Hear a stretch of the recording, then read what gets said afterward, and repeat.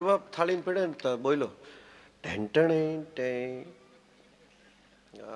નાટક હું આ શરૂ કર્યા. હા હું કે હાલો કે બનેવી સાહેબ પહેલી વાર આવો છો, બે પાંચ લાડવા તો ખાવા જોઈએ. તો કે ઢેંટણે હા હારું આવ્યો.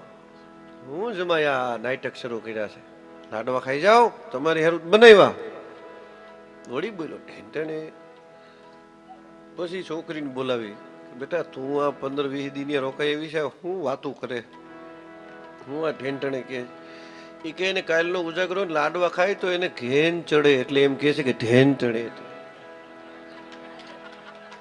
એટલે હાલે.